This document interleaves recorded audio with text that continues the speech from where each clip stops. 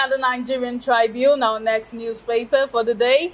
Nigerian Tribune is leading. Wike opens up on Rivers crisis. Sub-story under that says nobody can take away our political structure. Impeachment is provided for in the Constitution. Fubara gets court nod. Restraining House on impeachment. Says nothing wrong if father and son have issues. And that's on page 11 of the newspaper. I must succeed by all means, Tinubu says. Once ministers at cabinet retreat deliver or get sacked. And that's on page 10 of the newspaper. Rep issues 72 hours ultimatum to AGF to submit report on 100 billion naira COVID-19 intervention fund. And that's on page 12 of the newspaper. OAU student storms EFCC over arrest of 69 of their colleagues. And that's on page 15 of the Nigerian Tribune. Lifting forex ban on a restricted item will spell doom for poultry industry. That's according to PAN. And you can read that up on page 28 of the newspaper. Arrest warrant court gives Emefiele January 25th to appear over $53 million debt. And that's on page 20 of the newspaper. FG needs 18.4 trillion naira to fix federal roads. That's according to Umai, the Minister of Works, and you can read that up on page 16 of the Nigerian Tribune. Labour talks tough on brutalization, arrest of NLC President in Imo, and that's on page 10 of the newspaper. I need to stop there because this I actually read a very bad one.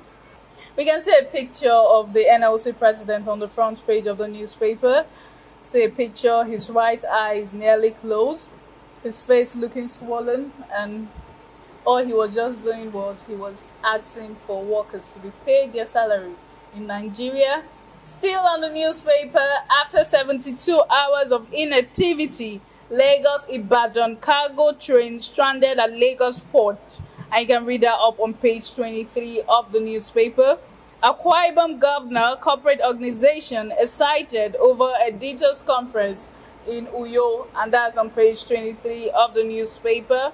Because I'd like your thoughts on the story on page 10. Labour talks stuff over brutalization, arrest of NLC president in Imo State. That's really a very sad picture of the NLC president, Joe Ajero. That's a very sad picture of him. Yeah, that's he didn't deserve this by all standards. At all. He didn't. This is a democracy. To think that his only crime was just because he was fighting for the rights of the Nigerians. He just wanted justice to be served. He just wanted what is duly right, like the rights of Nigerians to be given to them.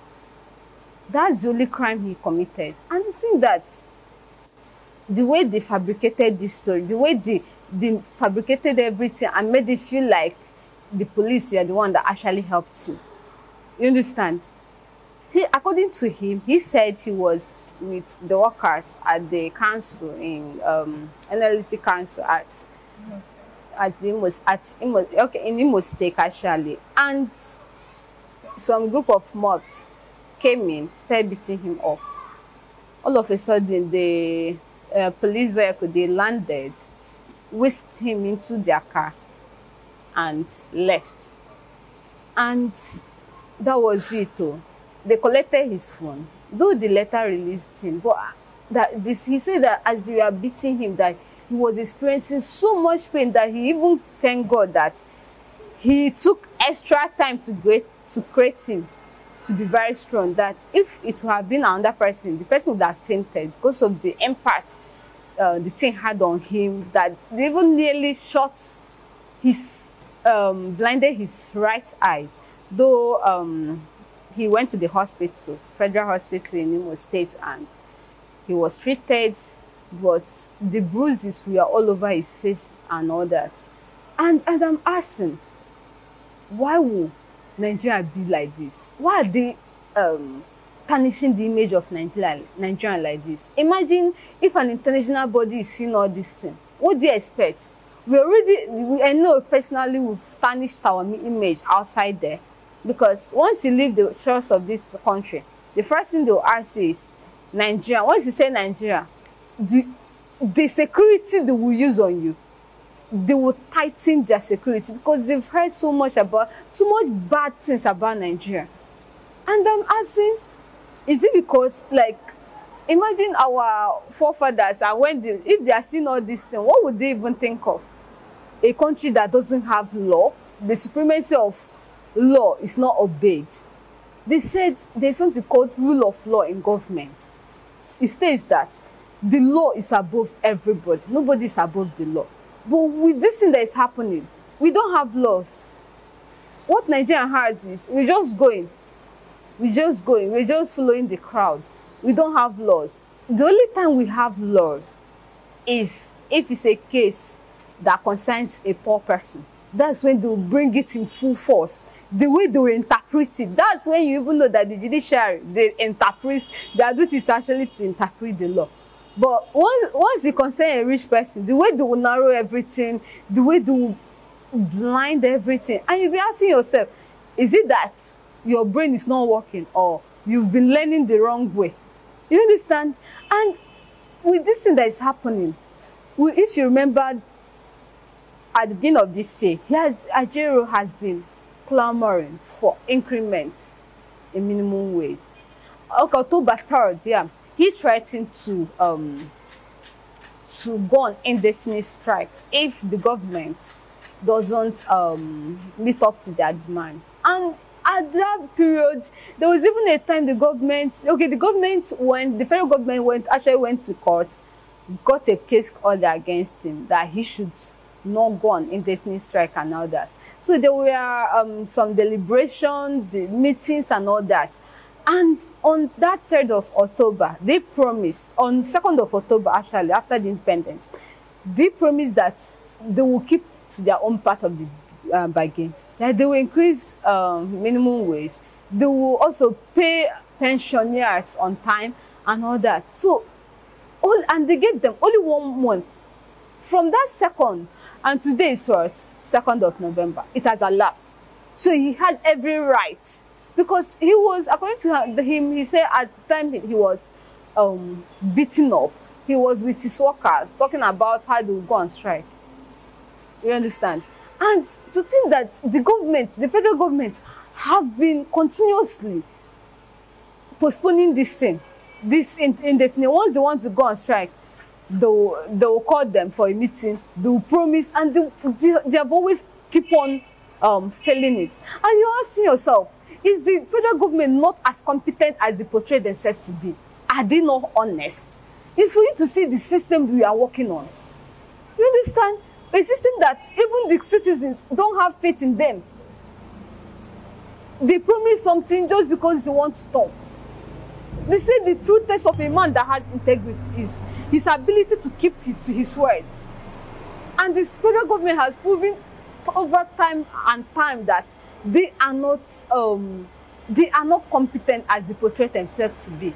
Let's go back to what happened in Imo State, where the governor of Imo State, Uzodimma, has been owing workers for a period. And he's planning on coming. So 11th of November is their election. I just pity Imo people, because if they actually vote for that man, that means all of them, I don't know the right word to use there, or the right adjective to use on them, because I don't know how you'll be suffering in your own country, in your own state. You are living in fear. There are places in Imo State that you cannot go. There are parts you cannot even enter. Why? Because of the insecurity there. I normally say it. I do narrate the story of my friend that she was doing her trad. I wasn't able to attend. Why? Because of the insecurity at that part of Imo State. If you have to pass through Imo State, they have checkpoints, they have police, this thing. And I'm asking myself, if they have all these things, why is Imo State still so unsafe? We've been hearing issues there of how people are being killed and all that. Who'll be tied you to try and come out on Monday? during sit at home. How can you even come out, even on a normal day? You cannot play music during your wedding. A friend of mine, during her wedding, she didn't.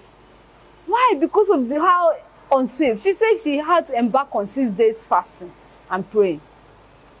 In your own country, if you are living in your own state, what will you be doing if you live in another state? Imagine getting safety, getting protection in another state instead of your own state. Their current governor has been ruling them from another state, and he's coming out for the second tenure.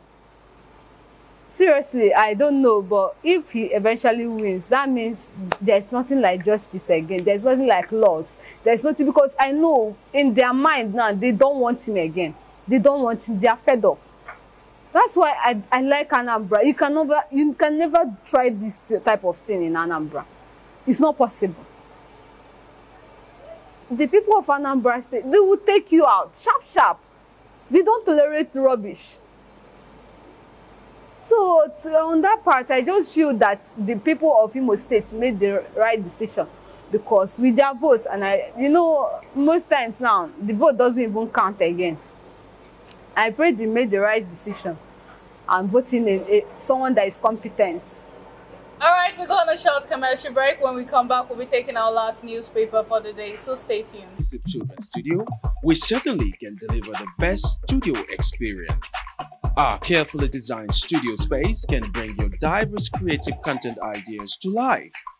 We aim to consistently serve value to our customers far and wide. Come, let Tharv Media give life to your dreams. Tharv Media, a slice of infotainment.